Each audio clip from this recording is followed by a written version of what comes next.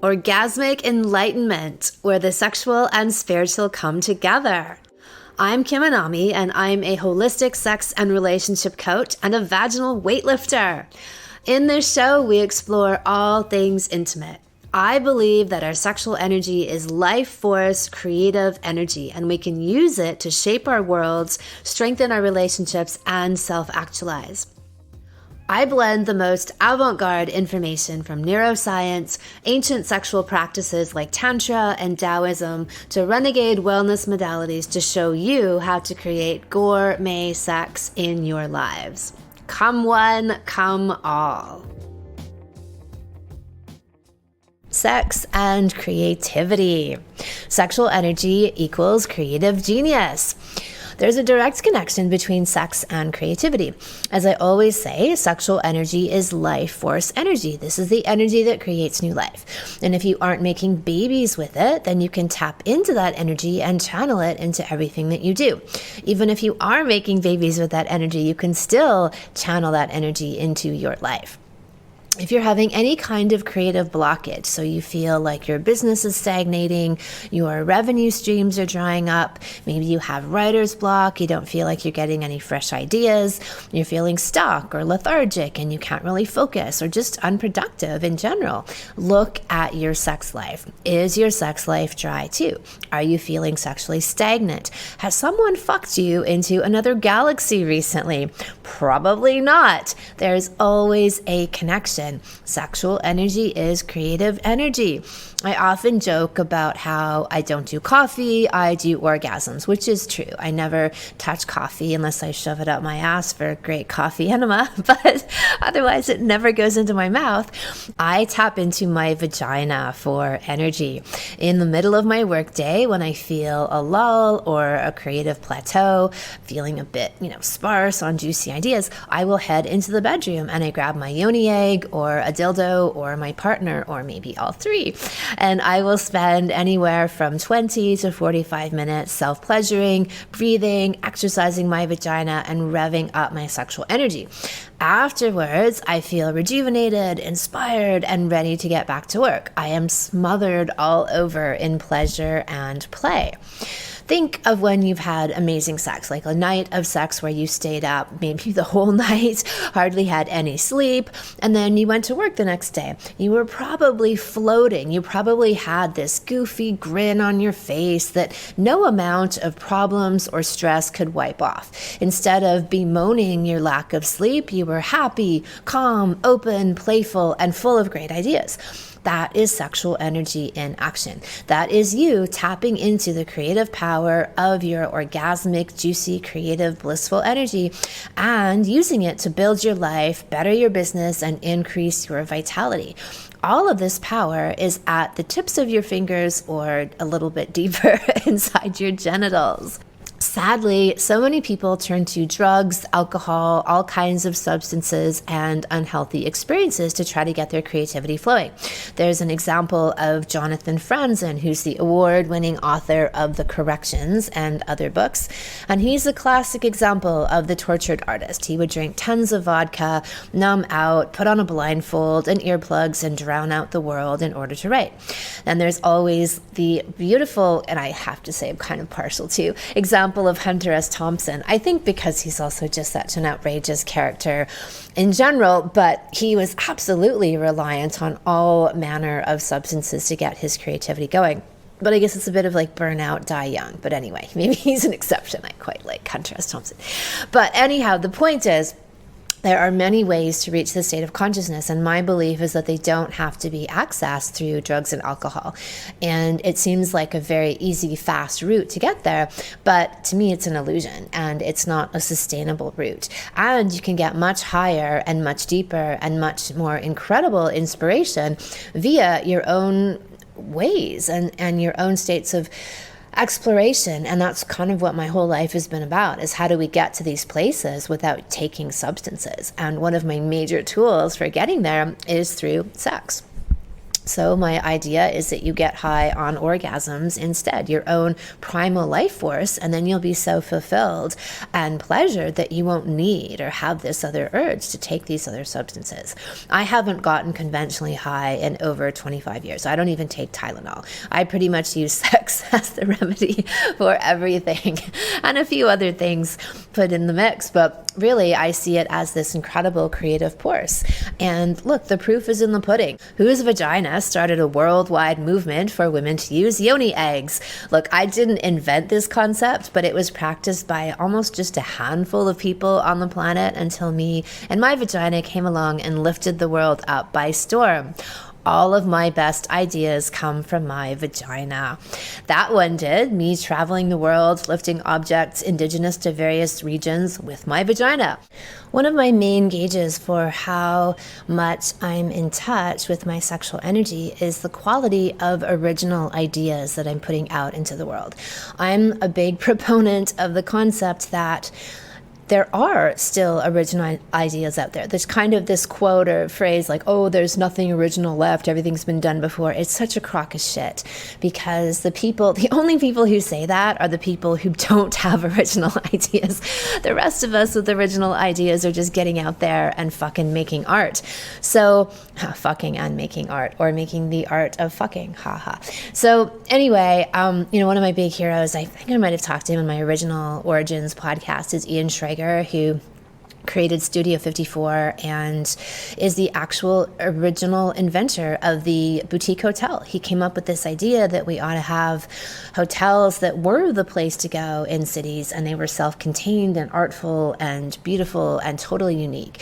And the way he describes creativity is like going over to the edge and just getting right to the edge and not falling off. Like you want to shock people and make something new in a way, although it wasn't for shock value. It was the idea that you do these things and then they they take hold because they are just expressions of your own personal view and genius. So the tie-in with sexual energy is that, look, this is your reproductive blueprint. This is the actual genetic material that is the essence of you. And as you get in touch with that, you start to then express more and more and more the essence of you out into the world. So your truth, your deepest version, most actual self-actualized version of who you are comes out of you the more that you're in touch with your deeper creative sexual energy. And I've seen this over and over and over in my life. And so in my work, all of the things that I am most famous for have come from my vagina. Like all of the concepts of Fukme and the well-fucked woman and the hashtag things I lived with my vagina and whatever else, the cum diet. All of these me things are from me. And even though out in the personal growth world and even in my genre, like a lot of people they imitate. They don't have the courage to come up with their own ideas, and they don't believe in themselves to even put them out there, even if they did.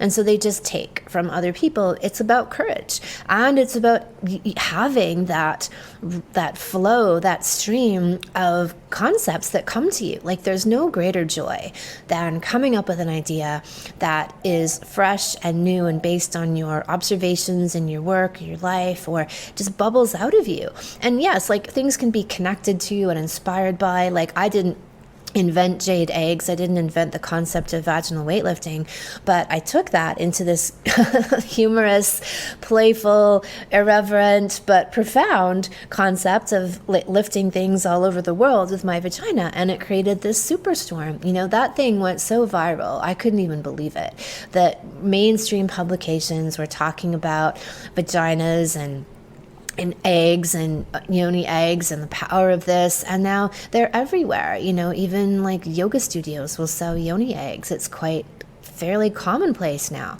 and this was a very fringy thing, like even like 7-8 years ago, even or like 5 years ago, even you could maybe like one vendor of yoni eggs on the internet, and now it's a massive thing. So anyway, you can do incarnations of things and rebirth them, but the idea that I'm saying is that, yes, there are original ideas out there, and the closer you are to your truth and self, and one fast-track quantum leap way to get there is through your sexual energy, you will be able to express those ideas. It's a beautiful, victorious circle. I rev up my sexual energy and it gets my creative juices flowing. And then I get really excited about my creative projects and I actually develop a relationship to them, which is like having a lover, meaning I wake up every morning and I'm excited to get to work on them. I yearn for them. Let's say I go out for dinner or something and I'm actually busting to get back home to work on these things some more. All of this creative excitement boosts my libido. So I am walking around firing on all cylinders. And you can keep it going ad infinitum. In all of my salons, I teach a variety of techniques for harvesting your sexual energy. And this is one of my favorite concepts, the idea of harvesting that energy. It's free, it's powerful, and your sexual energy is limitless. As much as I'm all about increasing sexual pleasure, I also want people to know about their sexual power. And this isn't just like seduction power, how to use your sexuality to get what you want. Like, no, I don't even really go down that road. It's more about its creative power. If you feel out of touch with it, then you need to kickstart it. It's like Newton's third law of momentum and then of inertia, that an object in motion is going to stay in motion and an object staying still is going to continue to stay still. So you kick yourself into motion. So here's the neuroscience behind creativity. Have you ever experienced a brilliant idea while walking, cycling, running, or maybe even in the shower? I have, and I get a lot of my best ideas when I go out for a run or out for a surf, in addition, of course, as I said, post-sexual activity. So the concept is that when you are relaxed and happy, you're feeling pleasure, you get a rush of endorphins and dopamine and serotonin, all of these happy mood-boosting chemicals. These are the chemicals that are natural and lead to your creative breakthroughs. Scientists have actually called dopamine the creativity wonder drug. So don't sit at your laptop and grind your teeth and suffer as you type emails. That's not how you will create your best work. Instead, orgasms, pleasure, bliss, this is the pathway to excellence. So my personal magic formula for harnessing my sexual energy is meditate, masturbate, create. So the first one is to meditate. So I will take 10 minutes to chant and raise my vibration. So one of my favorite words to chant is HU, H-U. It sounds like you.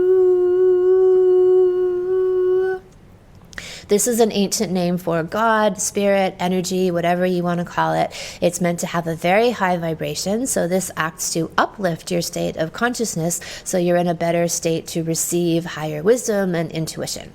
Then you masturbate, you self-pleasure, or even maybe with a partner. So take 15 to 30 minutes and you breathe. So I did a podcast last week about full body orgasms, and it's the same concept there, is that throughout the sexual experience, you are breathing. When you get close to orgasm, you really intensify long, steady, deep breaths.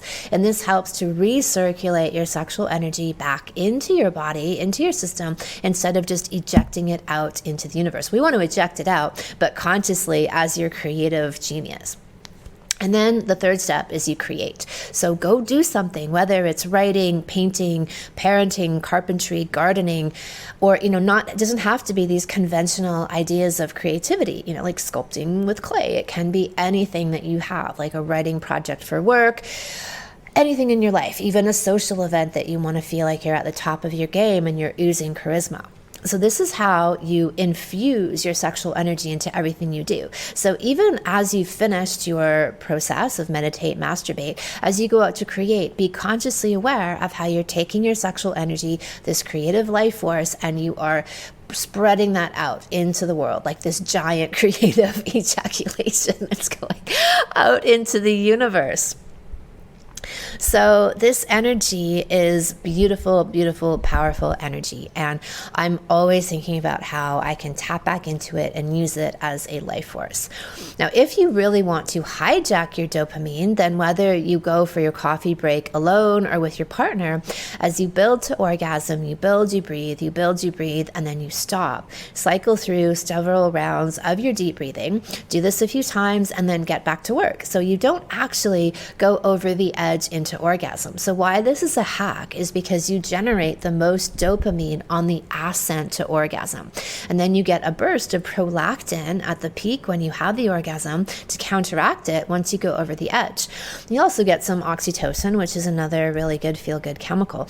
But if you want to maximize your creative potential and power, then I would suggest not going over the edge and instead breathing your way up to that threshold a few times. And then you'll be riding this dopamine high. So that's an option if you're open to that. And eventually I'll talk about this in later videos and podcasts, is the idea of men being able to separate orgasm from ejaculation. Or as you have full body orgasms, it kind of doesn't matter whether you go over the edge or not, because you experience the full energy of the orgasm without having that kind of punctuation mark at the end of it. Another surefire technique that I love is eating a cum cocktail. And I talk about the cum diet, which is multifaceted, but one element of it is the ingestion of male ejaculate. So it's been scientifically found that the ejaculate of men contains all kinds of incredible mood boosting chemicals, over 50 of them that are antidepressants and like immuno boosters, like everything. It's like 50 different amazing vitamins, minerals, nutrients for you and your brain. And so I found that years ago, after I would eat cum, give a great blowjob, swallow this ejaculate, I'd be creatively on fire. I would need to literally run to my laptop and start writing down all of these ideas that I was having. And they were amazing. So this is an excellent tool as well. If you have a partner who likes to ejaculate, then make sure, yes, it's great in the vagina, but if you want to get it a straight main line to your brain, swallow it. This is a great thing to do as well. There you go. These are some of my top ideas for tapping into your sexual energy for your creative genius. Remember, the power is between your legs. Thank you so much for listening. If you haven't already, subscribe and also leave a review. And send someone else the gift of a healthy libido and an off-the-charts love life by sharing this episode with them. We'll be back next week, and in the meantime, many happy orgasms.